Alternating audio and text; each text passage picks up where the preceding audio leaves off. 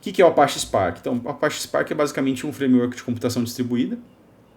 A gente gosta de dizer que ele é uma plataforma unificada. Por que ele é uma plataforma unificada? Porque a ideia ali do pessoal que fez o paper Spark, Lamatei e a equipe dele, era criar uma plataforma que pudesse ser usada por todas as pessoas ali da camada de análise de dados. Desde o cientista de dados, desde o engenheiro de machine learning, desde o engenheiro de dados, aquele que está interessado em fazer streaming, ou analisar grafos.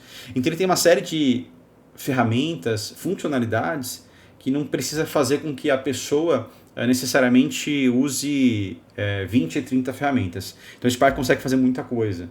Então você consegue sim processar streaming, você consegue processar arquivos que você está jogando no seu data lake, acessar, criar modelos, criar scaling de points, fazer modelos de machine learning. Então assim, ele é realmente uma plataforma, né? Ele não é simplesmente um framework de computação distribuída. Então a gente gosta de falar que é uma plataforma unificada, ele pode rodar em qualquer ambiente, então você pode rodar na sua máquina, você pode rodar na nuvem, então realmente o Spark ele é bem versátil. O Spark, diferentemente do Hadoop, ele não tem framework de arquivos distribuído, então no Spark você pode usar outros frameworks de arquivos distribuídos, você pode usar o Hadoop, você pode usar o Edgebase, ou você pode usar o S3, o Azure Data Lake Storage, você pode usar vários frameworks de arquivos distribuídos, tá bom, pessoal? Legal. Uma outra coisa que é incrível aqui no Spark é que ele suporta múltiplas linguagens, né? Isso é algo realmente interessante. Então você pode escrever sua célula com Scala, com Python, com Java, com R, com SQL. Então ele realmente dá versatilidade. Talvez um engenheiro de dados tenha mais familiaridade ali com SQL, o outro talvez tenha com Python. Então ambos conseguem trabalhar e ambos conseguem ser efetivos, né? Então isso é algo realmente interessante. Uma outra coisa que é muito questionada também é a performance. Muita gente acha que escrever em Scala é mais performático. Por quê? Então o Databricks, na verdade, perdão, o Spark, 75% do código dele é escrito em Scala. Então, às vezes a gente pensa que fazer em Scala vai tornar o nosso código mais performático. Mas isso não é verdade. Na verdade, isso era realmente algo verdadeiro no passado, quando a gente interagia direto com RDDs.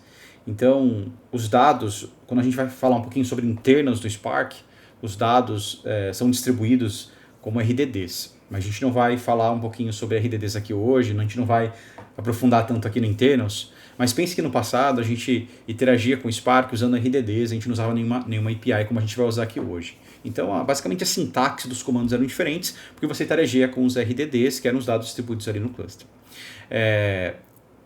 Hoje a gente trabalha com APIs para interagir ali com os RDDs. Então a gente usa a Data Frame API, a gente vai usar o SQL, para que a gente possa fazer então as nossas manipulações de dados. Hoje em dia, se você escrever um código em Python, o que acontece? Então você está escrevendo um código em Python que vai usar a Data Frame API, ele vai enviar seu código para um negócio que chama Catalyst Optimizer, ele vai otimizar seu código, analisar e eventualmente reescrever, e daí sim ele vai executar. O que isso quer dizer? Que todo código que você faz hoje, seja em Python, seja em Scala, seja em SQL, ele é otimizado pelo Catalyst e reescrito. Então não importa se você escreveu em Scala ou R, ele vai ser reescrito. Por isso que não faz diferença hoje você escrever em Scala ou R. Todos eles vão ser reescritos e otimizados pelo Catalyst. Ele vai reescrever ali para rodar a JVM. Então hoje, como você não interage direto com as RDDs, você acaba tendo muito mais performance. Então talvez você fale, mas por que a gente não interage direto com os RDDs? Por causa disso mesmo. Note aqui que interagir com os RDDs é difícil. Tem que ter um alta expertise dos internos do Databricks para conseguir ter bastante performance. Então você vai usar os RDDs direto em casos muito específicos. Eu lembro de 1 ou 2 casos que a gente teve que usar, mas é muito, muito raro mesmo. No geral, você vai usar as APIs, que vai te trazer uma performance gigantesca e vai ser muito mais fácil.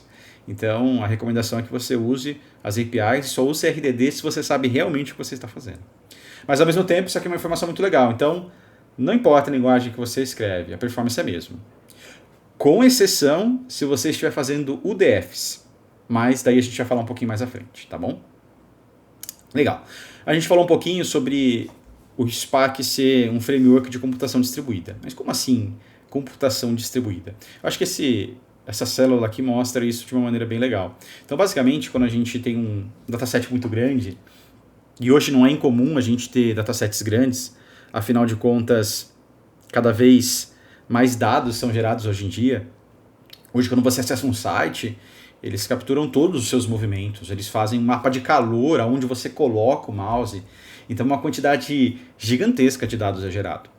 Quando você vai analisar grandes datasets, você vai analisar isso em apenas um servidor, você vai enfrentar o problema de escala vertical. O que é isso? Então vamos supor que você está analisando o modelo e está ficando lento ou está demorando, você vai colocando mais memória CPU, memória CPU, memória CPU. Mas tem um limite, você não tem memória CPU infinita. E daí você acaba enfrentando um sério problema. Fora que, a não ser que você estiver usando na nuvem, é muito caro você ter máquinas gigantescas, na é verdade? Então, um framework de computação distribuída, ele distribui a computação. Então, em vez de ele processar em apenas um nó, ele distribui aquele processamento em vários nós. Você pode ver aqui nessa célula que a gente tem vários executores. Então, cada um deles está executando uma parte ali da computação. Então, é isso que é, de maneira simples, obviamente, né, um framework de computação distribuída. Legal. Uma coisa interessante aqui é que cada notebook, ele está amarrado a uma linguagem. Então, por exemplo, esse notebook aqui está amarrado ao Python. Eu posso escolher outras linguagens aqui. Mas, isso quer dizer então que se você começar um notebook em Python, você só vai poder fazer células em Python? Não, não é verdade. É por isso que existe aqui, pessoal, esses Magic Commands, tá? Então, basicamente, você, com esse %, você consegue falar que essa célula, ela não é default Python, ela é default, e daí depende do que você colocou aqui no %. No caso aqui, é uma célula shell. Então, por exemplo, essa célula aqui, se a gente executar, ele sabe que não é um código Python, mas é um código shell, e ele faz um ls no diretório dbfs. Você pode executar um código Scala, ou você pode, né, fazer um próprio código Python, que ele vai funcionar por default. Tá certo? Legal, pessoal. Vamos falar de um outro conceito que é importante, que é o fato de ser laziness by design.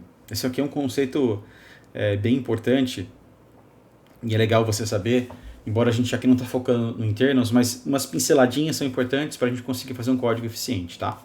Então, por que o Spark a gente pode falar que ele é laziness by design? Então, o Spark ele é preguiçoso, né? Então, ele gosta de deixar as coisas para depois. Então, existem dois tipos de comando no Spark, né? Transformações, que são lazy, preguiçosas, né? E actions, que são eagers, né? Ele é ansioso para fazer aquilo. Como assim? Por que isso é importante? Lembra, pessoal, que a gente falou um pouquinho que não importa qual linguagem você faça, todas as linguagens vão entregar para você a mesma performance? Não pode ser que você escreveu em Java, pode ser que você escreveu em Python, Scala, todas elas vão te entregar a mesma performance. Por quê? Lembra que eu falei que elas vão ali para o Catalyst? Então todas vão para o Catalyst, e o Catalyst vai otimizar. Então é por isso que ser lazy é importante. Porque quando o Catalyst recebe aquelas várias transformações que você quer fazer no seu dataset, ele vai conseguir ver se ele consegue otimizar aquelas transformações. Então pense que se ele executasse transformação a transformação, ele dificilmente conseguiria otimizar alguma coisa. Mas quando você coloca 10, 20 transformações, como ele entende os RDDs, ele consegue otimizar de uma maneira que seja extremamente mais performático os nossos comandos, tá? Então por isso que ser laziness é importante. Então temos comandos que são laziness, né, que são as transformações, que eu vou mostrar aqui para vocês, olha. Eu vou falar primeiro das transformações. Então tem vários comandos que são transformações. Então às vezes você vai dar um filter no seu data frame, na verdade ele não está fazendo nada.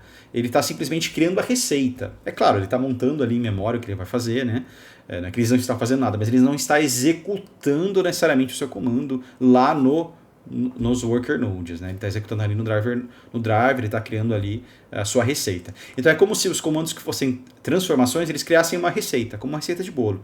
Você, eu quero fazer um order by, eu quero fazer um filter, quero fazer um drop nessa coluna, um group by, daí você vai criando aquele monte de transformação, e por fim você roda uma action, que é um comando, por exemplo, um count.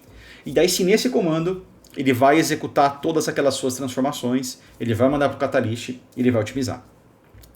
Uma coisa interessante aqui mencionar, eu tinha um colega que ele começou a trabalhar com Spark e ele falava para mim que os comandos do Spark eram super performáticos. Ele rodava filtros, drop by, group by, e rodava num instante. Mas ele falava, olha, quando eu rodo show, quando eu rodo display, demora demais. E ele achava que o que demorava era o display, mas na verdade é por causa do conceito do Spark. E daí o que ele fez? Ele começou a colocar display depois de cada comando. Então, obviamente, o notebook dele ficou muito mais lento. Então, entende, pessoal, por que é importante conhecer um pouquinho do internal? Porque pode influenciar muito a maneira como você cria seus notebooks, tá bom? Aqui fala de um comando, pessoal, embora a gente não vai mencionar ele aqui, collect, tomem cuidado com esse comando.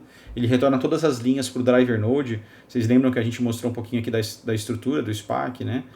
Tem um driver node. Então o collect retorna as linhas para o driver node, ele pode derrubar seu cluster. Então tomem cuidado com esse comando, usem com sabedoria. Legal, pessoal, falando um pouquinho sobre laziness by design. Agora a gente vai falar um pouquinho sobre pipelines de dados. A gente vai falar um pouquinho sobre uma arquitetura chamada multi-hope architecture, tá? Basicamente essa arquitetura pode ser clarificada aqui nesse desenho, quando a gente tem uma arquitetura onde cada layer ou camada, o dado represente o dado numa determinada qualidade. Então, os dados na camada bronze, no geral, eles vão ser dados brutos, vindo diretamente das fontes de ingestão. Na camada silver, os dados foram limpos, filtrados e aumentados. Quando a gente fala de aumentados, a gente está falando de feature engineering, né? E aqui na camada gold, a gente tem os dados de valor comercial. Alguns clientes, talvez, coloquem fatos de dimensões aqui, outros já tem tabelas que são reportes, que vão ser plugadas depois diretamente num Power BI e coisas do tipo. É importante entender esse conceito, embora a gente não vai focar nele, nosso foco aqui não é falar de bronze, silver, gold, mas quando a gente for fazer nossas transformações, a gente costuma seguir esse padrão.